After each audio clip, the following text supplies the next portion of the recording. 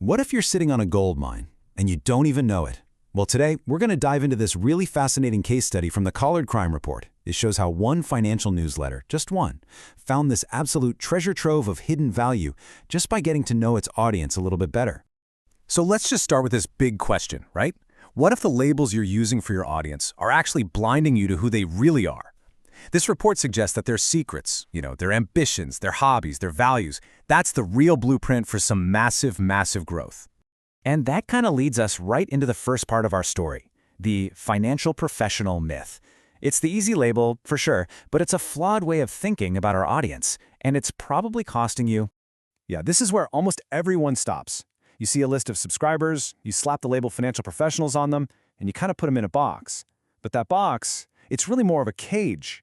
It completely limits your thinking, your content, and definitely your revenue, because you're talking to a stereotype, not a real person. This slide just lays it out so perfectly. The myth is that your audience is this single thing, a monolith. But the reality? Oh, it's a mosaic, full of all these different personas.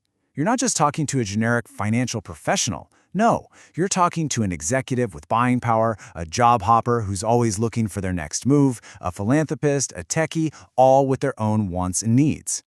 Okay, so how do we break out of that myth? How do we find these secret identities? Well, you follow the data. Let's see how this kind of vague idea becomes a really concrete, actionable strategy.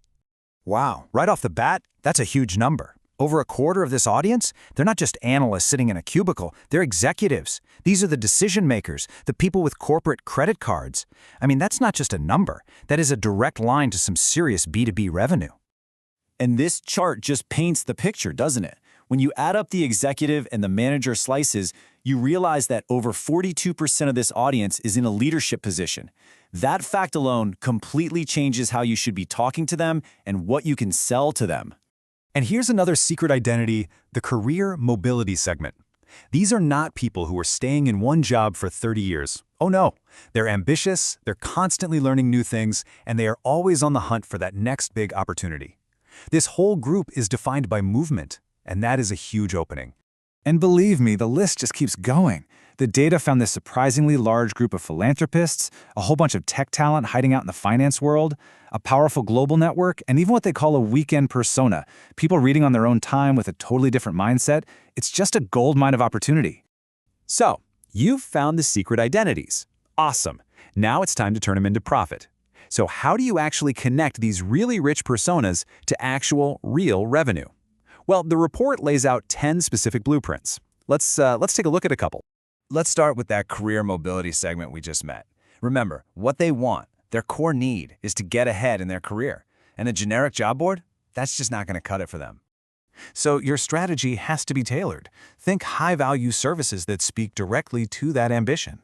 We're talking partnerships with executive coaches, premium job boards that only list exclusive senior roles, and career transition services for people looking to make a huge leap.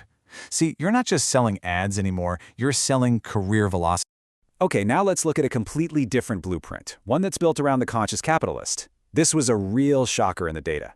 Hundreds of wealthy finance professionals who were deeply interested in philanthropy, in making an impact. It just completely shatters that old greedy Wall Street stereotype. And the strategy here? It's all about alignment. You can create new revenue streams that really resonate with their values. You could offer courses on impact investing. You could partner with donor-advised funds to make charitable giving easier, or even provide ESG consulting. You're not just selling a product, you're helping them do good with their wealth, and that's a really powerful motivator. These blueprints are brilliant. They really are. But what does it all mean for the bottom line? Let's get to the final section and see how this all translates into actual dollars and cents. Right? This is the big question. So what is all this hidden potential actually worth? It's one thing to have these interesting personas, but what's the tangible, financial outcome of knowing your audience this deeply? Let's put a number on it. And there it is.